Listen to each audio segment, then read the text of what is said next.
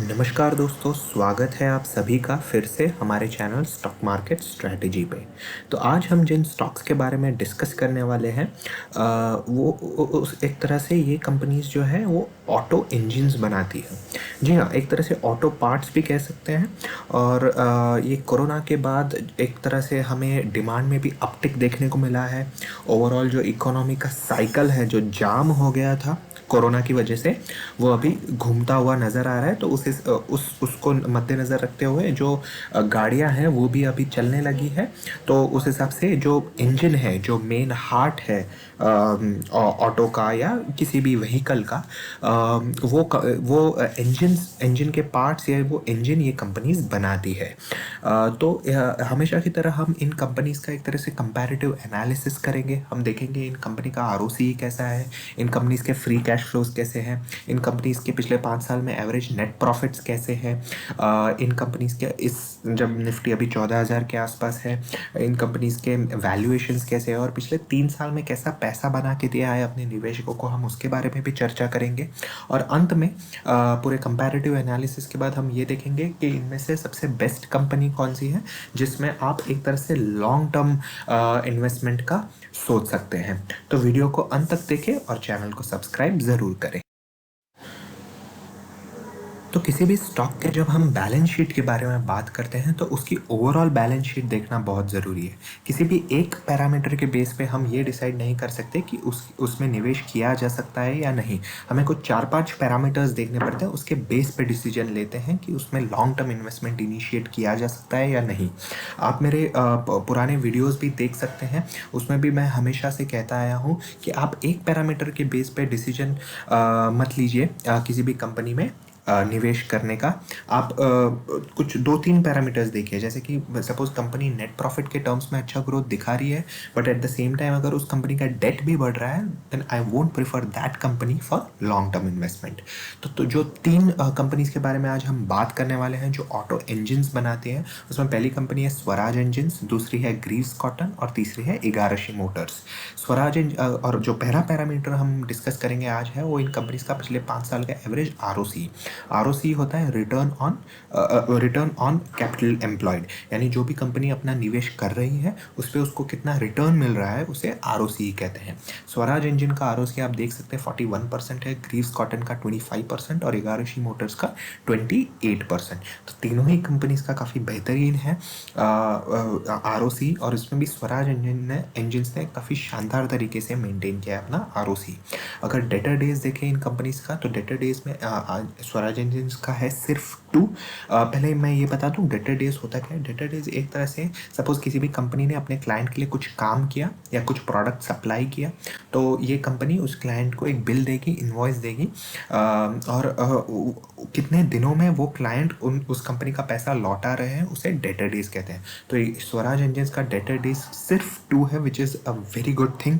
Greaves cotton का 49 और इगारशी Motors का 94। सो से any debtor days say about 90 और 100, then I won't it's kind of creates a discomfort for me।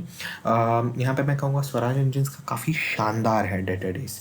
अगर इन कंपनीज के फ्री कैश फ्लोज के बारे में बात करें एज ऑन मार्च 2020, तो स्वराज इंजन का आप आज देख सकते हैं 85 करोड़ है, ग्रीव्स कॉटन का 22 करोड़ और इगारशी मोटर्स का 16 करोड़। तो आप देख सकते हैं स्वराज इंजन का काफ़ी शानदार है फ्री कैश फ्लोज भी।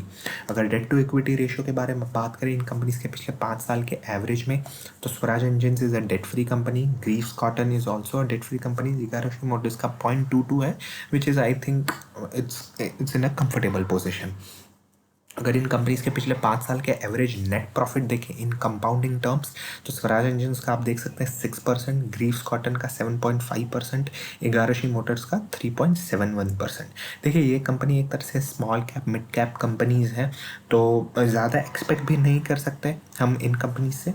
बट हाँ, पिछले 5 साल का एवरेज देखें और ये कोविड की मार और ओवरऑल रिसेशन के टर्म्स में देखें तो तीनों ही कंपनीज़ ने, I would say Swaraj engineers और ग्रीव कॉटन्स ने आई वुड से अच्छा मेंटेन किया है, सस्टेन किया है अपना नेट प्रॉफिट। तो चलिए अब देख लेते हैं इन कंपनी के वैल्यूएशंस कैसे हैं और इन कंपनियों ने अपने निवेशकों को कैसा पैसा बना के दिया है उसके बारे में बात करेंगे। और हम ये भी देखेंगे कि इन 3 कंपनीज़ में से कौन सी बेस्ट कंपनी है जिसमें आप लॉन्ग टर्म इन्वेस्टमेंट का एक तरह से सोच सकते हैं।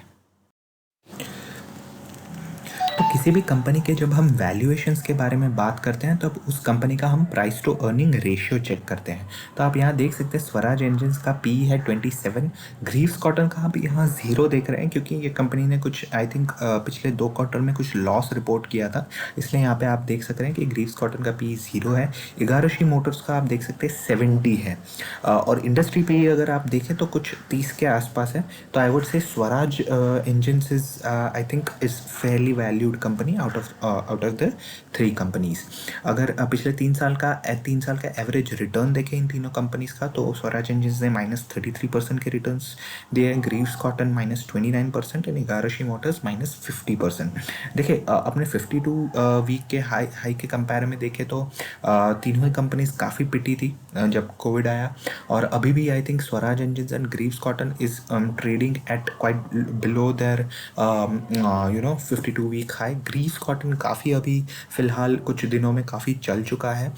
सो in my opinion if you want to invest in out of this company for long term, say from long term point of view और even say positional point of view, so you can invest in Swaraj Engineers. See जो भी I mean अपन ने parameters discuss किए से there it's ROC, debtor days, free cash flows, net profits, even valuation के terms में भी Swaraj engines is kind of stand out for me out of all these 3 companies। अगर even if आप positional view देखते हैं तो भी आप इन्वेस्ट कर सकते हैं इस कंपनी में, बट थोड़ा मे भी आपको पेशेंट रहना पड़ेगा, शायद 1 आध महीना पेशेंस रखना पड़ेगा, but I am pretty sure that this company will give you good returns in the coming days. और फंडामेंटली भी काफ़ी स्ट्रॉन्ग कंपनी है और ये एक तरह से M&M जो है महिंद्रा एंड महिंद्रा है उसके लिए उसके जो ट्रैक्टर्स है उसके ऑटो इंजन्स बनाती है ये कंपनी।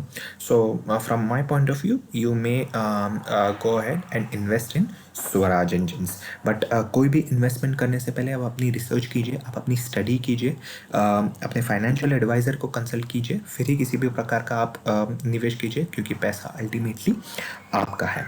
और हाँ, चैनल को सब्सक्राइब ज़रूर कीजिए because it is absolutely free and stay tuned for more such updates with stock market strategy.